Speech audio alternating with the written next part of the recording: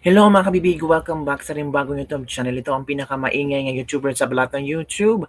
Ako si Kabibig, maglabag-labag na tao with evidence na ko po. Hindi na talaga nakapagtimpi si Senator Ben Padilla kay Madriaga. Lalo na dinamay ni Madriaga si Pangulong Rodrigo Roa Duterte na nandun sa ICC na may problema pa tungkol sa ICC na pinakulong, pinadakit, kinidnap ni Bongbong Marcos ang group efforts maputang ICC.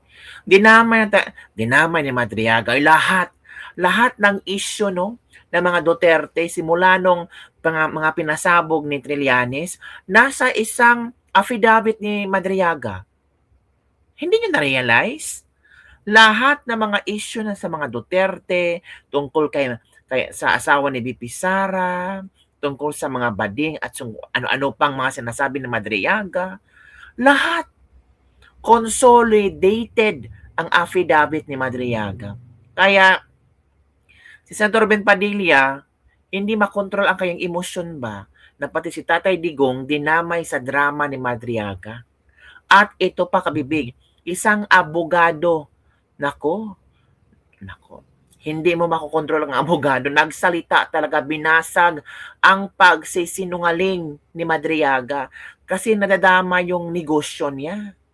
Oo, ang daming dinamay ni Madriaga kapipig. Land Bank, yung eskwelahan ni BP Sara, na sinabi ni Madriaga, si BP Sara daw, bratinela, rude, mahilig sa mga away-awa, violente. Di ba? Nakakasira yun ng imahe ng eskwelahan. Ang daming dinamay ni Madriaga kabibig. So, ito kabibig, ito yung post ni Senator Ben Padilla na hindi na siya nagtitimpi. Talagang grabe yung hindi nagustuhan ni Senator Ben Padilla. Ito.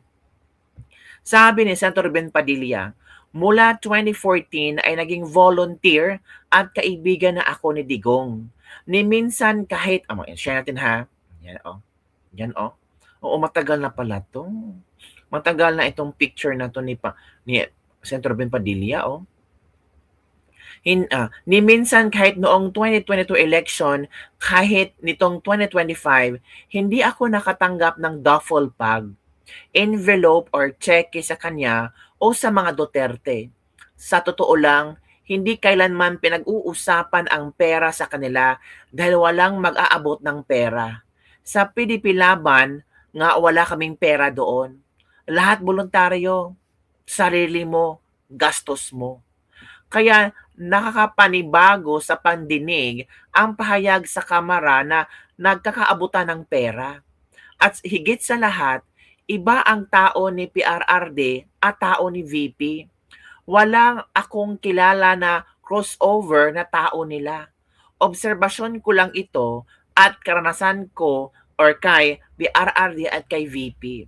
Tingnan nyo ha, marami na ang nagsasalita. Na-shock lang sila ba sa sa affidavit ni Madriaga na para yatang si Madriaga ay the most trusted ni VP Sara at ni Pangulong Rodrigo Roa Duterte. Kasi kung wala si Madriaga, parang mababaliw na ito si VP Sara at si Pangulong Duterte kasi ito yung most trusted. Paano lang si Bongo? Paano lang si Bato? Kilala ba ni Bato at Bongo si Madriaga? 'Di ba? Si Bibi Sara nga hindi niya kilala si Madriaga. Oo, si Madriaga mahilig sa mga pictures ni Bibi Sara nung panahon ng kampanya. Oo, normal lang 'yan. Marami nangangampanya kay Bibi Sara. Pero alam nyo, ginamit lang si Bibi Sara ng mga nangangampanya sa kanya. Hindi alam ni Bibi Sara itong mga nangangampanya sa kanya na humuthot ng pera. Oo. Ginamit ang pangalan ni Bibi Sara para humuthot ng pera para sa kanyang pangsariling interes. 'Di ba? Kasi alam mo, mahal na mahal ng tao ang mga Duterte. Natural may mga iba diyan na madaling madala sa kanilang emosyon. Baka magbibigay ng kung ano-ano sa mga di umano'y leader. 'Di ba kabibig? Ito si Senator Ben Padilla, 2014 pa lang ito naging volunteer kay Pangulong Duterte. Noong election 2022 hanggang 2025, Hindi niya naalala naman nagbigay ng pera, duffel bag, envelope at tseke. At si BP Sara iba. Hoy, si BP Sara at Digong magkaiba yan. Si Digong may mga kagrupo yan, si BP Sara may mga kagrupo yan. Hindi pwedeng mag-crossover. Hindi pwede yung tao ni BP Sara maging tao ni Digong, ang tao ni Digong maging tao ni BP Sara. Walang nangyaring ganyan. 'Di ba, kabibig? Nakakatawa lang. Ang daming drama ni Madriga at tungkol sa duffel bag, mga kabibig, ito ha, isang lawyer ang sumupalpal kay Madriaga tungkol sa duffel bag kasi ginamit ang kanyang establishmento, ang kanyang negosyo na doon daw i-deliver ang duffel bag. Eh nagsalita siya kasi nadama yung negosyo niya, nadama yung, sabi nga niya, salamat sa promotion Madriaga, pinopromote mo yung restaurant namin, pero hindi kailangan na ganun klaseng pag-promote. Parang ang papangit ng pag-promotion mo doon. Ginawa mo ang aming lugar na parang kung saan doon daw dineliver ni Madriaga. At mali-mali ang mga sinasabi ni Madriaga sa mga parte ng restaurant. Isa itong lawyer, mga kabibig. At talagang nagsalita siya. Kasi mali naman yung script ni Madriaga. Makinig tayo ha. Ito si Edward Chico. Ito, makinig tayo ha. Magandang hapon po sa inyong lahat. Gusto ko lang pong mag-react dito po sa allegation ni Madriaga na nagdala siya ng duffel bag na may lamang pera sa Nomu. Now, bakit ko kailangan ko mag-react? Kasi po yung Nomu, ang may-ari niya yung asawa ko. So, nag-indicate kami. Ang dami mga message niya natatanggap. Kaya pinapakain daw niya sa pamilya namin galing sa duffel bag. Meron pa makapunta daw ng Nomu, baka maambunan daw ng pera. So, I'd like to clarify kasi wala naman kaming kinalaman dito. No? Again, with respect to other allegations, couldn't care less because I have no personal knowledge about those. Dito lang kailangan ko linawin talaga. Una sa lahat, gusto kong ipakita po yung itsura po ng Nomu para ma-appreciate nyo. Ang Nomu po sa tapat mismo ng Tomas Morato. So busy street po yan. Wala kami sa looban, kagaya ng ibang mga tagong establishmento. So pagpasok nyo pa lang sa Nomu, makikita nyo sa video, napakaliit ng first floor namin. Mga 20 square meters lang yan eh. Diba nakita nyo nga yung mga kahan ng bote ng beer, sa labas na nga lang inilagay. So kung maliit yan, di lalo lang kung mas maliit din yung second floor namin. So ganun din kalakihan, makikita nyo yung picture. So ginagamit namin pareho yan. Doon po sa affidavit na original ni Madriaga, sabi niya, di ho ba pinadala daw ni Atty. Monsayak yung duffel bag doon sa taas sa opisina. So nakapali po siya doon, nalatang hindi siya nakapunta sa Nomu. Sa liit ng Nomu, wala ho kami opisina, hindi kami medium size bar na kagaya ng iniisip niya. Ang itsura po ng Nomu sa taas ganito. Tingnan nyo po. Pag akyat nyo po dito sa video, sa kanan, yan na po yung pinakakainan namin. Sa kabilang side naman po, makikita nyo po may maliit kami na CR kasi nga maliit lang kami. At sa katabi niyan, may napakaliit din kami na stock room. Diyan namin nilalagay yung mga delata, yung mga soft drink at beer. At yun namang mga kahan ng malalaki, doon na lang sa labas. So sana po maging malinaw yan. Wala kaming office. Pero ang maganda, binago niya yung statement niya, di ba? Ang sabi niya, umakyat lang daw siya sa... Di ba? Pabago-bago ang statement ni Madriaga. Sino pang maniniwala dyan? Di ba? Sa taas, sinalubong siya ng tao na galing sa kwarto. So ito po yung itsura ng hagdanan namin. Tignan nyo, napakakipot, napaka-uncomfortable niyan. Pangalawa, di ba, sabi niya may sumalubong sa kanya galing sa kwarto. Wala nga kaming kwarto, nakita niya stock room. Meron kami. Ngayon yung mga pilosopo sasabihin, di attorney, malay mo yung kwarto, ibig niya sabihin stock room. Hindi po posible yun. Alam niyo kung bakit? Yung Supreme Court po sa jurisprudence natin, meron tayong doctrine of human experience na ang ibig sabihin, based on human experience, lahat ng tao makakakita nun, hindi mo tatawagin kwarto yun. Automatic sasabihin mo, stock room yan. Correct. So kailangan malinawan po natin yan ha. So iniisip ko na lang, bakit niya ginamit yung Nomu? Bakit yun sinabi niya na nagdala siya ng pera doon? Medyo may duda ko. Again, speculation ito ha. Kasi nung nag-testify siya, di ba, nagpakita siya ng picture sa Nomu na magkasama si Atty. Kilala at si Atty. Monsayak. May hawak silang plaque na galing sa grupo niya na isip. Other than that picture, wala siya may papakitang ebidensya. May kaugnayan siya kay Atty. Monsayak. Di ba, marami siya kay Atty. Kilala. So dahil paninindigan niya yung picture na yun, pinanindigan niya na rin yung lugar. Now, which is actually weird. Sabi niya may awarding ceremony ron. Wala kami awarding ceremony. Meron kaming mini show doon. Para nagpa-picture lang yata sila dahil may dinalang plaque. Yun na nga yung problema eh. Isipin mo, base sa kwento niya, nagpunta siya at Mm. nagdala ng duffel bag kung kailan kami merong event. Di Oh! ba siya nga nagsabi, comedy bar, eh, hindi na kami comedy bar eh. Maisip mo na comedy bar na Oh! yon kasi noong time na yun may show kami. So sinong gago Ah, na magdadala ng duffel bag sa isang lugar na maraming tao may show? tama. Tama. Hala, Madriaga, patay ka na sa mga anak ko po. Lawyer to ha, nagsalita oh. Nako. Sunog na ulit. Ala, ang daming sunog ni Madriaga. Una, yung painting. Pangalawa, yung cheque. Pangatlo, yung Nomo. Mali-mali ang mga sinasabi ni Madriaga. Naku po. Tsaka di ba ang weird? Hahatid mo yung maleta sa taas para lang ibaba uli. Ba't hindi na lang Tama. nila diniretso sa kotse o dalhin sa ibang safe houses Correct. na kagaya ng ginagawa ng mga ordinaryong bagman? So sana po maging malinaw yung mga bagay na yan ha. Tsaka gusto ko din palang linawin yung mga lumalabas na parang tambayan daw to ng mga tao ni Sara Duterte. Hindi po totoo yan.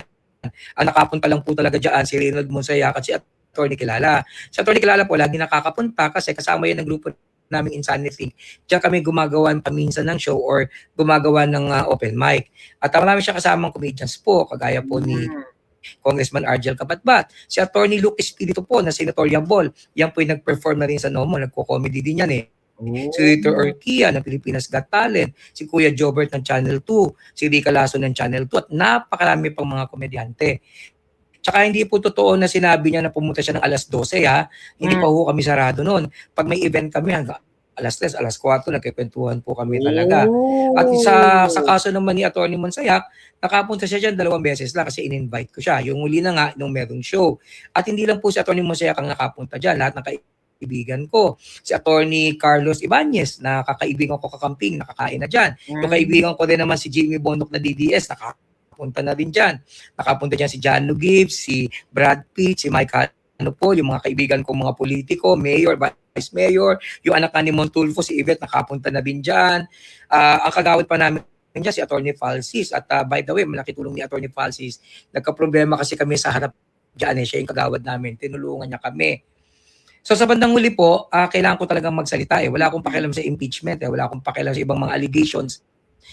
Issue ko lang talaga itong issue namin kasi napabibintangan yung asawa ko eh. Ngayon sa maniwala hindi, wala naman akong pakialam, di ba? So ang request ko lang, puntahan niyo na lang kami sa Nomo kasi masarap yung pagkain namin. Di ba? So pati po yung mga members ng Justice Committee, pakitain niyo naman kami, pwede kayo mag-ocular inspection dito, interviewin niyo lahat ng mga waiters namin at lahat kami willing mag-cooperate. Pati yung mga loyal customers namin can actually talk. Yun lang po, maraming salamat po.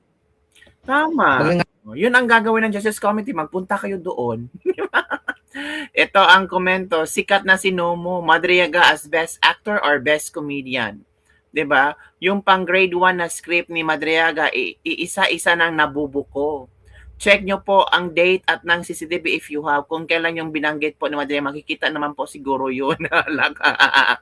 Ay, nako. Matagal na ang transaction. Wala na yung CCTV. Ang karamihan CCTV, ang maximum 30 days lang nakaka-save automatic delete. O, yan na. Ay, ito pa utot mo. Hala, grabe. Yung hindi maniniwa. Mali ang script ha, na feature kasi sa vlog mo, attorney, si VP sa isang show mo. Attorney, parang nagmumurang pangalan. Ay, nako, booking na si convicted, di ba? Ito. Ito na. Tingnan natin ha. Maalaala mo kaya. Sana po, sa bawat binibitawan niya pong salita, sana po, makutotohanan at sa mga sagot po na yata niya, ata siguro, di po siya sigurado sa mga sinasabi po niya, sana isagot niya ng lang oo, hindi. Attorney Chico, baka yung kwarto na tutukoy niya is yung CR, kaya niya nasabi na sinalubong siya nung tao dahil nagpalabas mo nang siya naghanda ng gandiman. Di ba? Pag nag-ocular dyan ng HOR, siguraduhin mo, attorney, na magbabayad ha. Masama niyan, baka hingan ka pa ng PhilGames at Form 32307. So yun po kabibig, nasalita na ang isang abogado at talagang hindi man kinokorek niya yung mga sinasabi ni Madriaga na puro kasinungalingan. 'Di ba? Parang sinira ni Madriaga yung lugar nila, 'di ba? marami na nagme-message sa kanila na ganito, na ganyan. So, ang gusto lang ni attorney, malabas yung kanilang side of the story. Kung ano ang kanilang puwedeng mai-share na puwedeng ma-correct yung mga sinasabi ni Madriaga. Di napahiya si Madriaga na naman, 'di ba? Pahiya na naman si Madriaga. Oh, saan kayo maniniwala? Kay Madriaga or kay Attorney Chico na asawa niya ang may-ari ng Nomo, 'di ba? Kung ano-ano mga ano-ano mga script na ginagawa ni Madriaga ba para lang talaga madiin sa impeachment si BP Sara. Hindi lang si BP Sara, lahat ng pamilyang Duterte.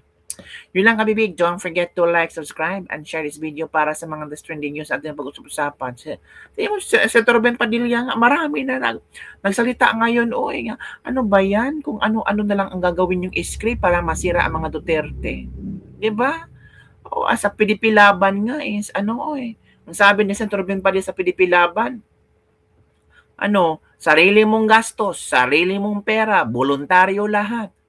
At sinabi pa ng Sentro Ben Padilla na VP Sara has her own people, PRRD has his own people, bawal ang mag-crossover. So it means si Madriaga lang talaga ang the most trusted sa anak at sa ama? Loko! Talaga, Madriaga? Sino ka ba? Yun lang po kami, big. Don't forget to like, subscribe, and share this video. Bye everyone! See you next time. Hindi nga niya kilala si Attorney Acosta. Kung talagang close sila ni BP Sara. Diba? Kung talagang close kayo ni BP Sara, of course, VP Sara, talagang ipakilala ni BP Sara sina Acosta, sina Poa, and so on and so forth, yung mga importanteng tao na nakatrabaho ni BP Sara. Hindi nga niya kilala. Si Gina Acosta. Diba? Ang HOR ba, nagbububuhan lang ang HOR? Uy, mga Justice Committee, justice pa naman yung mga committee niyo. Ano ba talaga? Bobohan Justice Committee na ba to? Yun lang kabibig. Don't forget to like. Bye everyone. See you next time.